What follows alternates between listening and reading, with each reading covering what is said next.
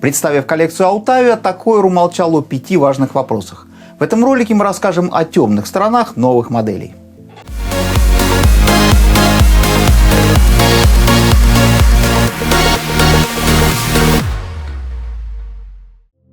Первое, что мы увидели на выставке Baselworld 2019 – огромный пропеллер и толпа на стенде Tag Heuer. Шумной пресс-конференции компания запускала свою главную премьеру – коллекцию Autavia. Однако про некоторые вопросы и на конференции, и в пресс-релизах марка от чего-то умолчала. В этом ролике мы подробно расскажем про новинку и остановимся на 5 моментах, о которых компания то ли забыла, то ли не захотела рассказывать. Партнер репортажей с выставки Baselworld – Consul, сеть салонов швейцарских часов по всей России. Если вам интересны новости и истории про часы, не откладывайте. Подписывайтесь и нажимайте на колокольчик. Пресс-релиз говорит, что название Autavia складывается из слов «автомобили» и «авиация» и относит нас к истории 30-80-х годов, когда компания сперва выпускала часы для приборных панелей автомобилей и самолетов, а после коллекцию хронографов. Однако никаких подробностей про связь с авиацией Tag Heuer не приводит, потому что авиационная Autavia известна миру еще меньше, чем кенийские ВВС. Скажем честно, приборные и настенные часы не имеют ничего общего с наручными. Наручные же Autavia появились в 1960-х и позиционировались больше как связанные с автоспортом. Конечно, были серии для ВВС Кении и Аргентины, но назвать эти страницы истории знаковыми трудно.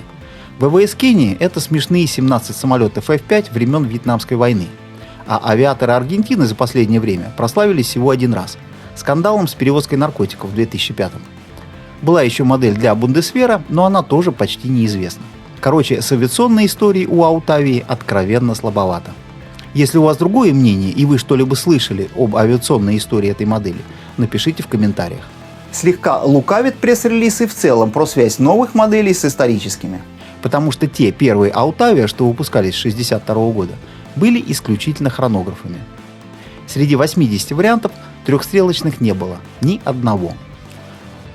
Но Tag Heuer компания целеустремленная, и перечисленные мелочи никак не могли помешать ей воплотить задуманное, а именно добавить в коллекцию линейку в новом перспективном направлении. До этого у бренда были модные часы, спортивные, элегантные. Но сегодня в мире популярен активный отдых и винтаж, а здесь у Тага образовалась явная дыра. Не было у марки аутдорных часов, и винтажа не было. Нельзя же всерьез рассматривать в этом качестве Монако. И Монако, и Carrera слишком осовременились. Пробным шаром стали хронографы Autavia, которые были выпущены в последние годы в коллекции Heritage. Рынок принял их достаточно позитивно, и в этом году появилась коллекция трехстрелочников.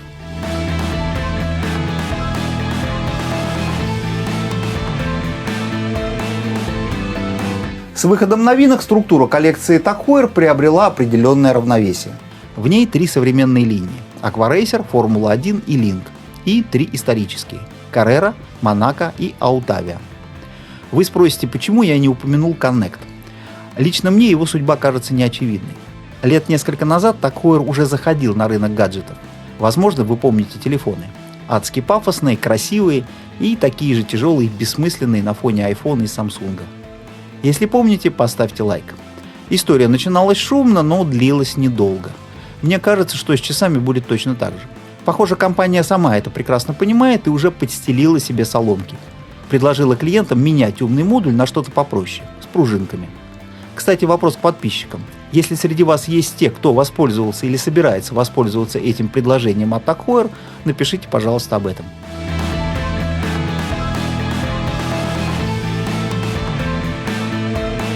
Но мы не про телефоны, а про часы. Вернемся к Autavia 2019. От всех прочих моделей бренда новинки отличаются не только дизайном, но и надписью на циферблате. Между названием коллекции и словом хронометр расположилось еще одно – изограф. За ним кроется принципиально новая спираль.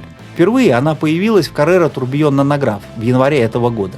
Вот он, кстати, на нашей съемке. При этом в пресс-релизе Autavia про главную особенность новых моделей пишут весьма расплывчато. Tag Heuer говорит о высоких характеристиках новинок, но, как и в случае с историей Autavia, не слишком охотно рассказывает про технологию спирали и про то, почему использована именно она. Карбон, графен, углерод. По первому впечатлению, спираль должна быть сделана из углеволокна, который сейчас активно используется в корпусах. Но впечатление обманчиво. Спираль – главная техническая фишка новинок. Традиционно спирали делают из особого металлического сплава – Nivarox. В последние десятилетия Swatch Group и ряд компаний стали активно использовать новые материалы. Прежде всего кремний. TAG Heuer показывает нам третий подход. Спираль сделана из материала на основе углерода. Но это необычное углеволокно. Характеристики упругости спирали определяются материалом и геометрией. Традиционные металлические спирали хороши, но они боятся магнитных полей, тряски и вообще предпочитают покой. Любое движение часов, любое движение руки вызывает сотрясение витков спирали и сказывается на точности хода часов. В этом отношении кремний намного лучше. Он легче, и спираль не так боится вибрации.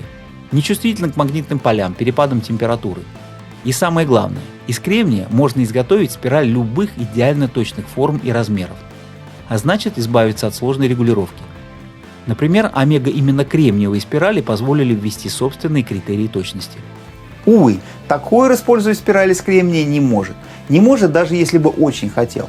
Дело в том, что консорциум Swatch Group, Rolex, Patek Philippe настолько прочно обложили эту тему патентами, что справиться с ними не смог даже концерн Richemont. В прошлом году мы рассказывали про представленную Baume Mercier модель Baumatic с кремниевой спиралью. Представить-то ее представили, но после претензий со стороны консорциума компании пришлось прекратить выпуск этого механизма. TAG Heuer пошел другим путем. Здесь сделали ставку на карбон, но не на привычное углеволокно, как может показаться из пресс-релиза. Я не специалист по физике, но, насколько смог понять, институт TAG Heuer в Ла-Шо-де-Фоне разработал процесс производства пружин баланса из материала, похожего на графен. Спираль выращивают в специальной реакционной камере на кремниевой пластине.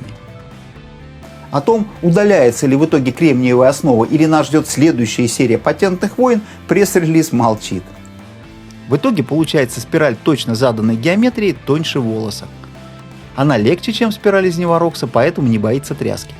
Нечувствительна она к магнитным полям, перепадам температуры и коррозии. Интересно, что в отличие от кремниевых систем, в калибре от TAG Heuer настройку точности проводят с помощью традиционного градусника, а не изменением момента инерции баланса.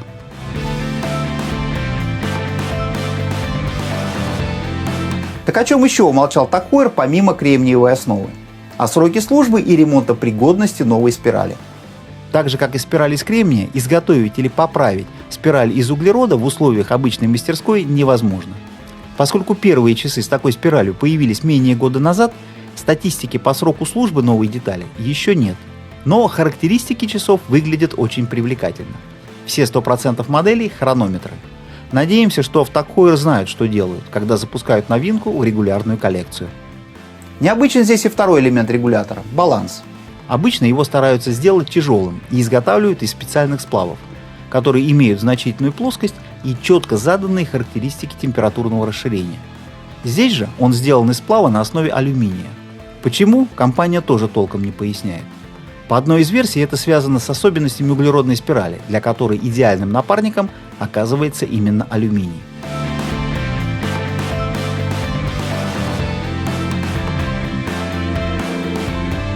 Следующий момент, который показался мне немного странным, это заявленное позиционирование новинок. В дизайне Autavia перемешаны черты часов различных стилей. 100-метровая водонепроницаемость, треугольник на ранте и жирная точка на секундной стрелке вроде бы напоминают о дайверских моделях. При этом разметка ранта говорит скорее о водительском характере часов. А еще есть пропеллер на задней крышке и большие цифры, что характерно уже для авиационного стиля. Кстати, присмотритесь к тому, как выполнены цифры. Мне понравилось.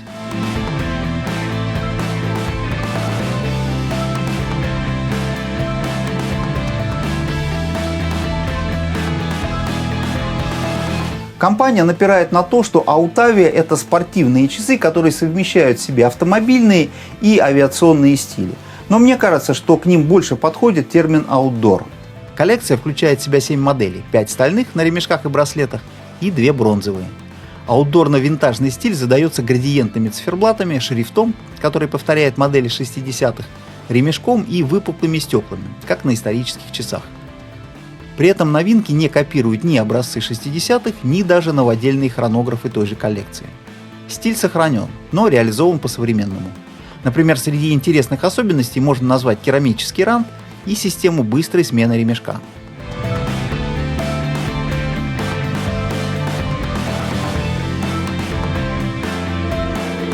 Самые привлекательные среди новинок – бронзовые часы. Здесь действительно достигнута гармония корпуса, циферблата и ремешка. Обратите внимание на боковую поверхность корпуса. Она сделана как бы неровной. Если нравится, ставьте лайк. Компания подчеркивает, что бронза здесь не алюминиевая, а правильная, которая тускнеет со временем. Тогда к переливам цвета на циферблате прибавится разнотоние корпуса. А вот о чем Tag Heuer молчит, так это о том, что никакой исторической связи между авиационными часами и бронзой никогда не было. Но не летали пилоты в бронзовых часах. Бронзовые наручные часы вообще не имеют истории. Это игрушка изобретения относительно недавнего времени. Мы рассказывали об этом в одном из наших обзоров. Что, правда, не мешает таким моделям быть чрезвычайно привлекательными. А Autavia здесь одна из лучших. Партнер репортажа из выставки Basel World – Consul – сеть салонов швейцарских часов по всей России. И еще компания молчит про цену. Точнее про то, что цена новинок резко выбивается из текущего ряда. Пока часы не поступили в Россию, но в качестве ориентира называлась цифра 211 тысяч за стальные модели и 260 за бронзу. Для Tag Heuer это дорого. Выше этой цифры у марки расположена менее трети коллекции. И то все дорогие модели – это либо хронографы, либо часы со вставками из золота и бриллиантов. Мы же говорим о стальных трехстрелочниках, которые у Tag Heuer в среднем вдвое дешевле заявленных 260 тысяч. Цены на них начинаются вообще с 1000 евро, и именно младшие модели делают основную массу продаж. Например, на этом слайде представлено распределение моделей Tag Heuer по цене, по тому, как они продаются в сети салонов Consul. Кстати, сеть Consul – спонсор всех наших обзоров с выставки Basel World 2019. Про цены скажем больше. Последние 5 лет стратегия Tag Heuer заключалась в том, чтобы переориентироваться на более молодую клиентуру, для чего цены моделей целенаправленно держались на относительно доступном уровне. Что означает цена Autavia для бренда? Случайный всплеск, резкое изменение стратегии или банальную дороговизну новых технологий? Об этом компания тоже молчит. Мне показалось, что с Autavia Tag Heuer решил вступить на территорию Брайтлинга. И по стилю исполнения, и по уровню цен новинки оказываются близки к этому бренду. Брайтлинг в последнее время отказался от крылышек. И похоже, что Бивер решил занять освободившееся пространство. Хотя, возможно, кто-то со мной не согласится. Стоит ли покупать Tag Heuer Autavia? Если вас не смущает цена, вполне. Сами по себе часы хорошие, гармоничные. Они достаточно своеобразны, чтобы уже скоро стать узнаваемыми, но вряд ли будут массовыми, избитыми. Обещанные показатели точности впечатляют, а водонепроницаемость, материалы корпуса и сапфировые стекла делают их универсальными. Единственным недостатком можно назвать глухую заднюю крышку. Очень хотелось бы увидеть здесь не вентилятор, а ту самую высокотехнологичную спираль. Что же касается вопросов, которые я задавал в этом ролике, то они относятся не к часам как таковым, а к тому, как компания представила их публике. Уже скоро новинки появятся в России, и мы узнаем, как к ним отнесся наш российский покупатель. Подписывайтесь на канал, нажимайте на колокольчик, чтобы узнать еще больше интересного из мира красивых вещей и сложных механизмов. До новых встреч!